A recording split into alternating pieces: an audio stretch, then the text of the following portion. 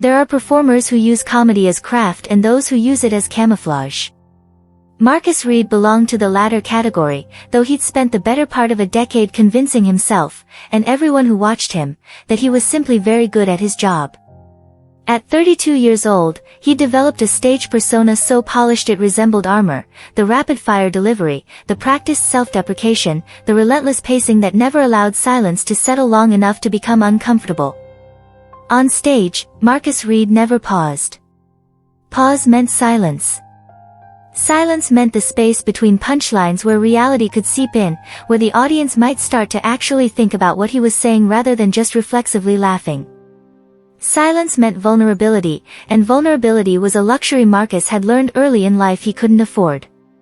Not if he wanted to survive. Not if he wanted to keep moving forward without looking too closely at what he was moving away from. So he'd built his entire comedic style around speed, jokes delivered with the rhythm of a machine gun, observations layered so quickly that the audience barely finished laughing at one before the next arrived, setups and punchlines compressed into tight packages that left no room for contemplation. Watch Marcus Reed perform and you'd experience 45 minutes of nearly continuous laughter, your face hurting from smiling, your sides aching, your brain engaged just enough to appreciate the cleverness but not so much that you'd notice the darkness underneath. It was, his agent liked to say, a foolproof formula. Audiences loved him because he never made them feel uncomfortable.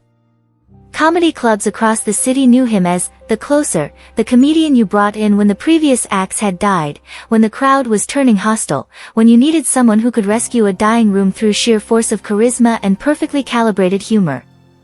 Marcus could walk into any situation, read the room in seconds, and adjust his material to match. Corporate events.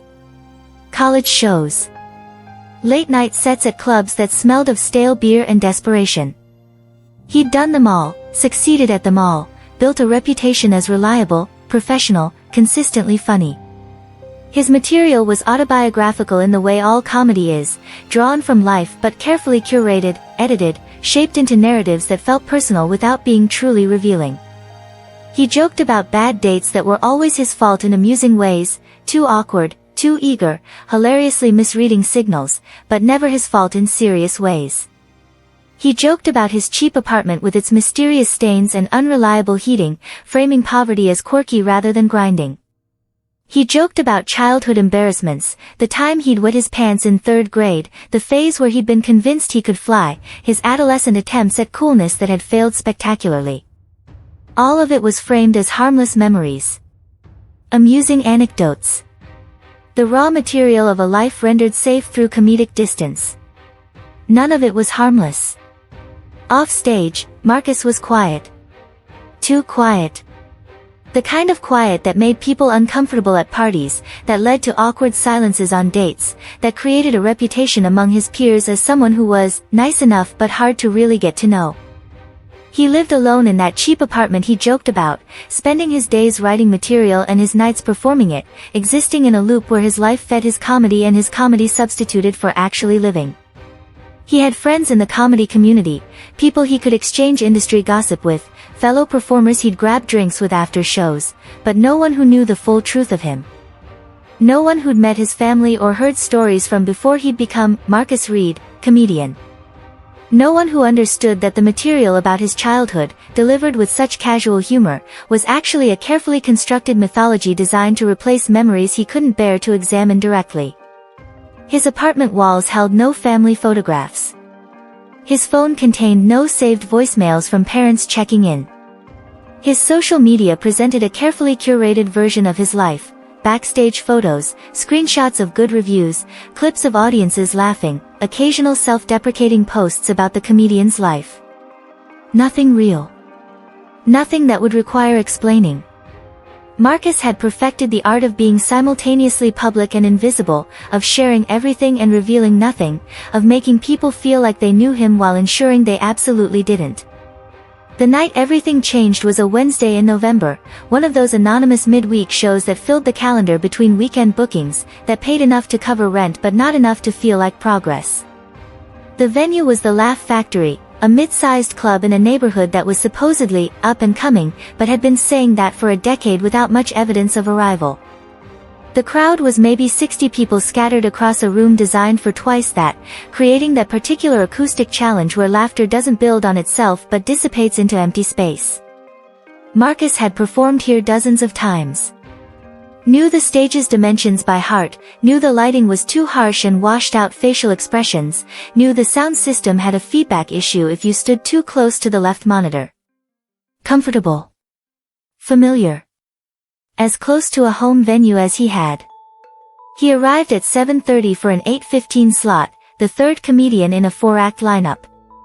The opener, a nervous kid named Josh who'd been doing comedy for 6 months and showed it, was already backstage reviewing his set list with the kind of intensity that suggested he'd forgotten performers had been telling jokes successfully for thousands of years without written notes.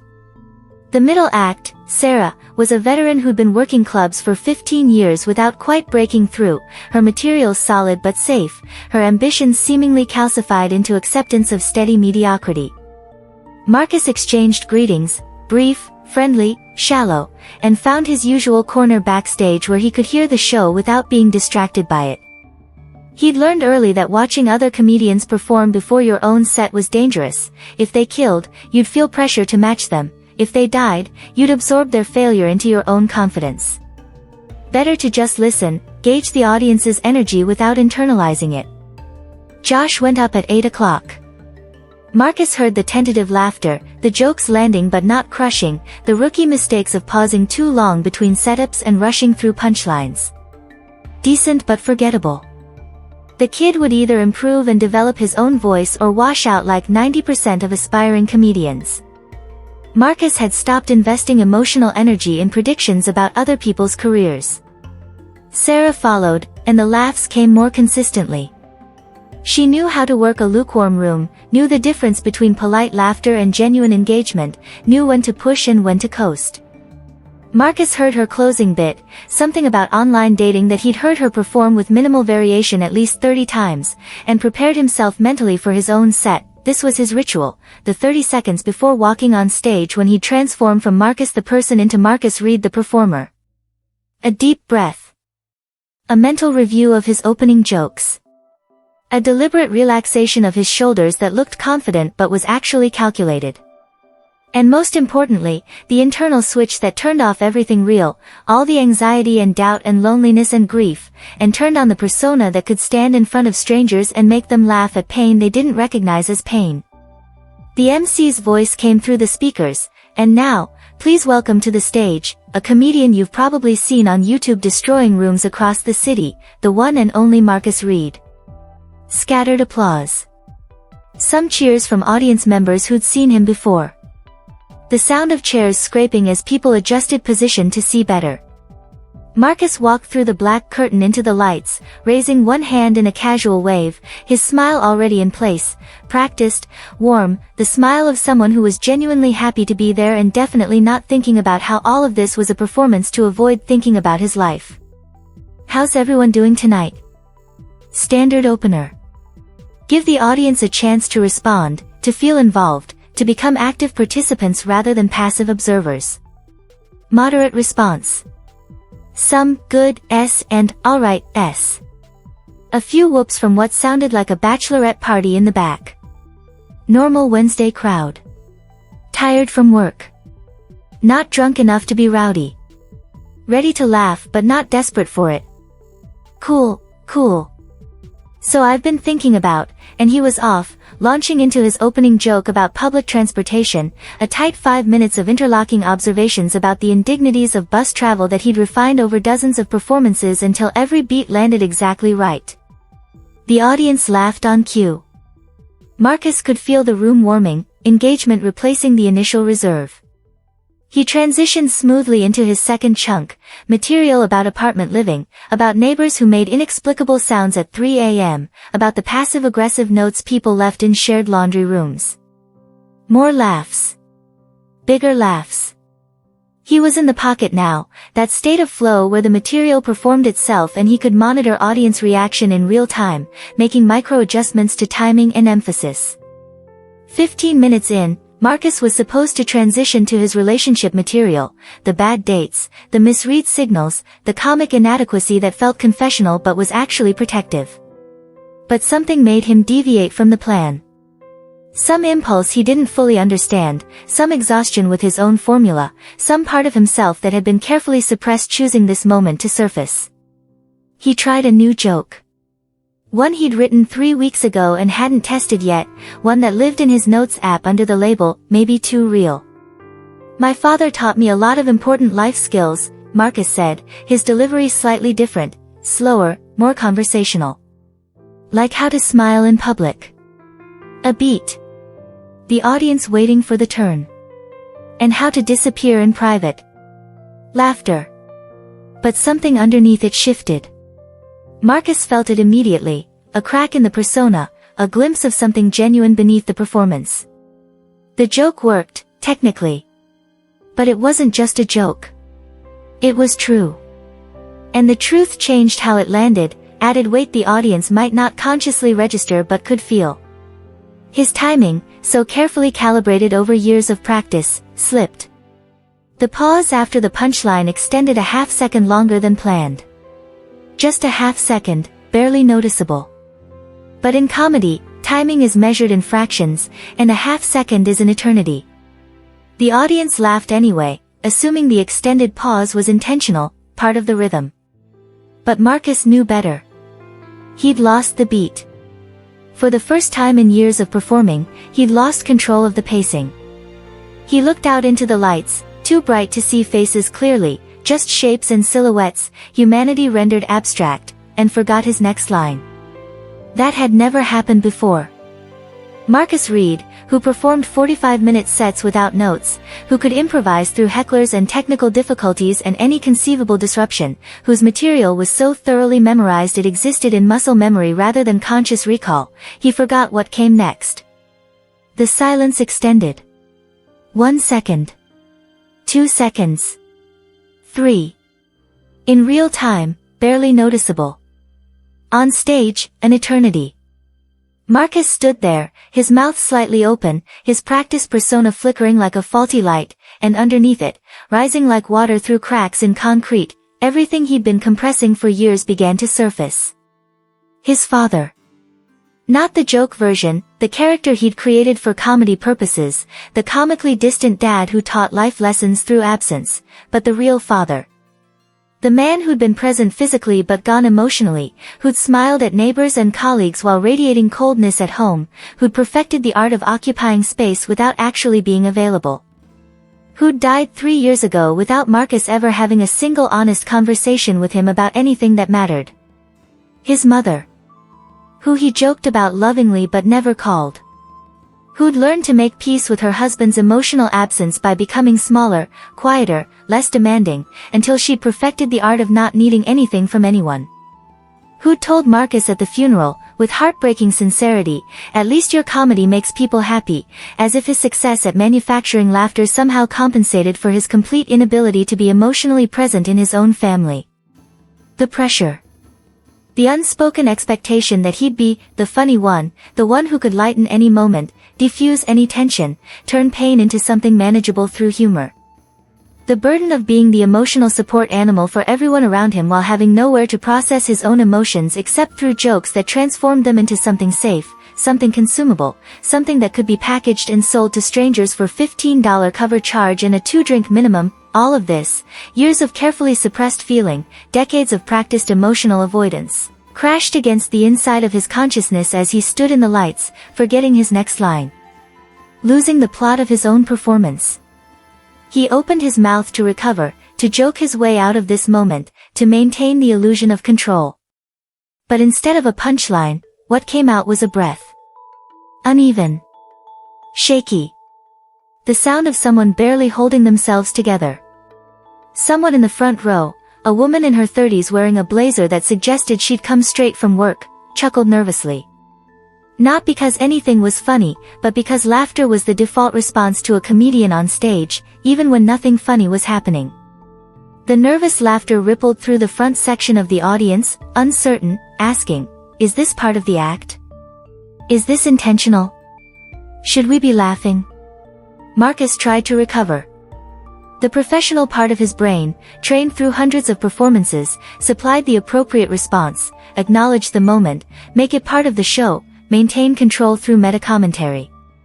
"Sorry," he said, and even to his own ears his voice sounded wrong, smaller, more fragile than his performance voice. "I don't usually pause." The audience laughed. Louder now. Relieved. "Oh good, this is intentional, this is part of the bit, we can relax and enjoy the show." But Marcus's eyes were burning. His throat had tightened in that particular way that precedes crying, that physical response he'd trained himself out of through years of practice, years of transforming every potential moment of tears into a joke instead. His hands, usually expressive and controlled in his gestures, were trembling slightly. And then, beyond his control, beyond his ability to stop through force of will or professional discipline, a tear escaped. Just one. Tracking down his left cheek, catching the stage lights, visible to anyone paying attention. The laughter didn't stop immediately. It faded, gradually, uncertainly, like someone slowly turning down a radio's volume. The sound diminished as more and more audience members registered that something was wrong, that this wasn't a bit, that the comedian they'd paid to watch make them laugh was instead standing on stage crying. Confusion replaced amusement. People shifted in their seats. Some looked at each other, silently asking, "What do we do with this?" Others looked away, uncomfortable with witnessing this level of vulnerability in a context that promised controlled entertainment. Marcus stood there, no punchline prepared, no pivot to safety, no practiced recovery. Just standing. Crying quietly under lights that were suddenly too bright. The armor of his persona completely stripped away, leaving only the person underneath. Raw. Exposed. Terrified. "I make jokes," he heard himself say, his voice barely above a whisper but the microphone catching every word, amplifying his vulnerability to 60 strangers who'd paid to laugh and were instead forced to witness honest pain, "so I don't have to explain why I'm hurting." The silence that followed wasn't awkward. It was something else, heavier, more profound. Respectful. The silence of people who'd come for entertainment and accidentally stumbled into truth, who were being asked without warning to hold space for someone's authentic suffering rather than its comedic translation. Marcus wiped his face with the back of his hand, a gesture so human, so unglamorous, so completely at odds with the polished performance they'd been watching moments ago.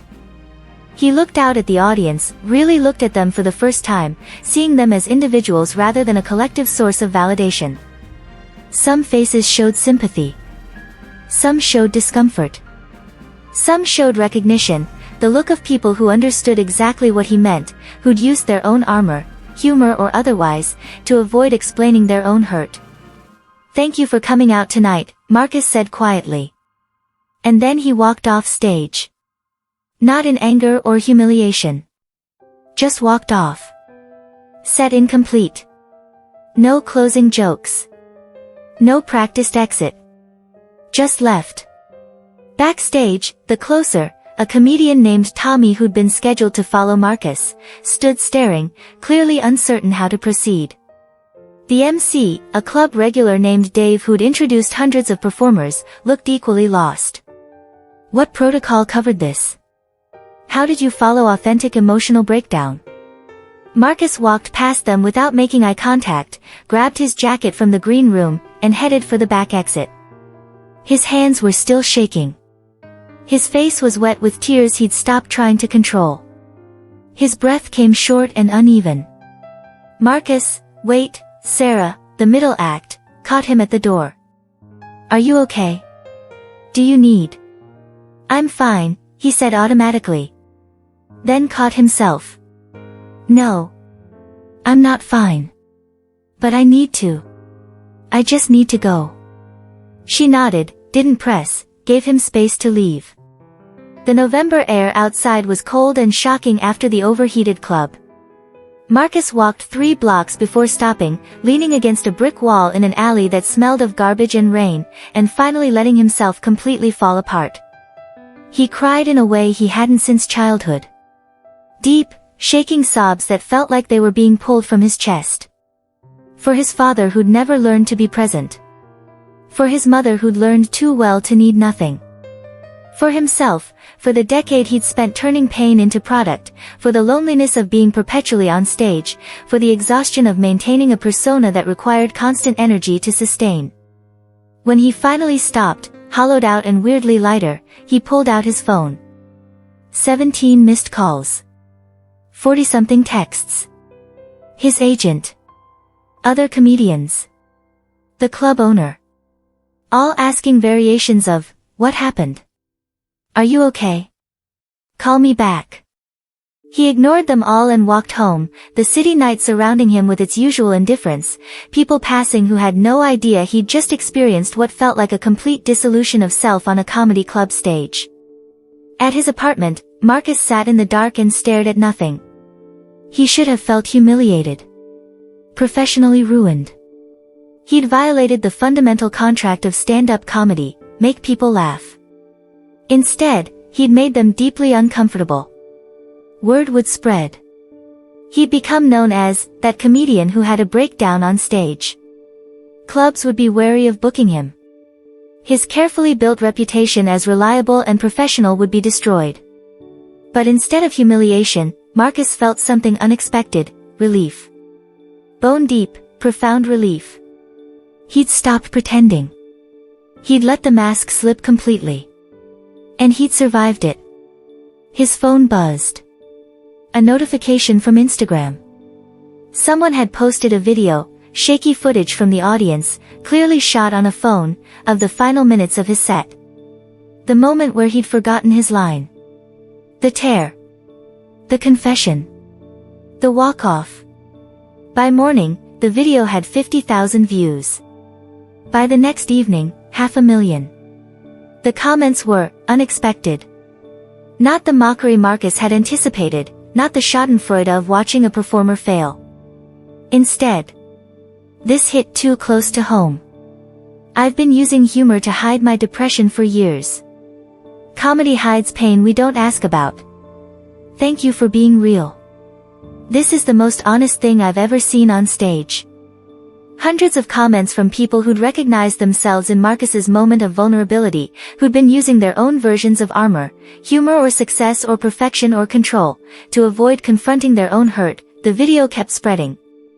Comedy websites picked it up. Mental health advocates shared it. It became one of those strange viral moments where something completely unplanned and authentic captures collective attention in ways that carefully crafted content rarely does. Marcus's agent called. "I don't know what just happened, but you're getting booking requests. A lot of them. People specifically want to see you. Not your old act, they want, whatever that was." "I don't know if I can do it again," Marcus said honestly. "Then don't do it again. Do something new. Be honest." Apparently that's what people want now. Marcus didn't perform for 3 weeks. Used the time to just sit with himself, with the feelings he'd been avoiding through constant motion and jokes. Called his mother for the first time in 6 months, had a conversation that was awkward and halting but real. Started therapy. Wrote in a journal instead of in jokes. When he finally returned to the Laugh Factory, the room was packed. Sold out. People who'd seen the video, who wanted to witness whatever came next. Marcus walked on stage terrified. No prepared material. No safety net of tested jokes. Just himself and a microphone and the truth. "I'm scared right now," he said. And paused. Let the silence exist. Didn't rush to fill it with a punchline. The audience waited. For my whole career, I've been terrified of this, of pausing. Of letting silence happen. Of giving you time to see me instead of the performance. He took a breath. My dad died 3 years ago, and I never told him I loved him. And I've been using comedy to avoid thinking about that. Using laughter to avoid feeling anything real. Some people in the audience weren't laughing. They were crying. So I don't know what I'm doing tonight. I don't have an act prepared. I just have truth. And we'll see if that's entertaining. It was. Not in the way his old act had been, not rapid-fire jokes and constant laughter, but something deeper. He told stories that breathed, that had pauses, that acknowledged pain instead of transmuting it instantly into humor. He made people laugh, but he also made them feel. Made them think. Made them sit with discomfort and recognize it as part of the human experience rather than something to be avoided. The show was messier than his old sets. Less polished, but more real. And the audience response was different too, not just laughter, but connection. People came up afterward not to say, "Great show," but "Thank you," and "I needed to hear that," and "You made me feel less alone." Marcus didn't quit comedy, but he changed it. Changed how he wrote material, allowing vulnerability to exist alongside humor rather than using humor to eliminate vulnerability. Changed his pacing, letting silence exist as part of the performance rather than something to be filled at all costs. Changed his relationship to the audience, treating them as fellow humans rather than validation machines. His sets now include moments where no one laughs, where people just listen, where the boundary between performer and audience becomes permeable, where everyone in the room is reminded that comedy can be a bridge to truth rather than an escape from it. And sometimes, when the crowd laughs at one of his jokes, Marcus smiles. Not the practiced performer smile. A real one. The smile of someone who's finally honest. Who's stopped using humor exclusively as armor and learned to use it also as connection. Who's discovered that vulnerability isn't weakness but the foundation of genuine relationship. He still makes people laugh, but now he also helps them feel. And in that balance, between humor and honesty, between performance and authenticity, Marcus has found something he never had in his years of polished, rapid-fire comedy: peace. Laughter can be armor, but honesty is freedom. This is the paradox Marcus learned on that Wednesday night when his carefully constructed persona cracked apart on stage. The very thing that had been protecting him was also imprisoning him. The humor that kept painful feelings at bay also prevented genuine connection. The performance that made strangers laugh also kept everyone at a distance. We all do versions of this. Maybe not through comedy, but through perfectionism or productivity or cynicism or constant cheerfulness or whatever mechanism we've developed to avoid being fully present with our own pain. We build elaborate systems to manage our vulnerability, to control how much of ourselves we reveal, to ensure we're never caught without our armor. And it works, mostly. We survive. We function. We maintain relationships that feel adequate even if they're not intimate. We build careers that look successful even if they're not fulfilling. We move through the world protected and untouchable and increasingly isolated without quite noticing the isolation because we're so busy maintaining the protection. Until something breaks. Until the armor cracks. Until a moment arrives where the old defense mechanisms fail and we're left exposed, terrified, certain we're about to be destroyed by our own vulnerability. But here's what Marcus discovered: vulnerability doesn't destroy you. Armor does. The constant effort of maintaining a false self, of performing rather than being, of transforming every genuine feeling into something more palatable, that's what drains you slowly over years until you look in the mirror and don't recognize who you've become. The moment Marcus stopped performing, stopped using humor as armor, stopped pretending he was fine, that moment felt like death. But it was actually birth. The death of a false self, the birth of something more real. This doesn't mean you need to have a public breakdown. Doesn't mean vulnerability requires an audience. But it does mean examining the ways you use performance, whatever your version of performance is, to avoid being present with yourself and others. The ways you transform uncomfortable feelings into something else before fully experiencing them. The ways you keep people at arm's length while giving the appearance of connection. Feel fully. Not just the feelings you've deemed acceptable, but all of them. The grief you've been avoiding through distraction. The anger you've been transmuting into humor or sarcasm. The fear you've been covering with bravado or cynicism. The loneliness you've been denying while surrounding yourself with people who don't actually know you. This is terrifying. Feeling fully means losing control, means experiencing pain without immediately reaching for something to numb it, means sitting with discomfort that has no resolution.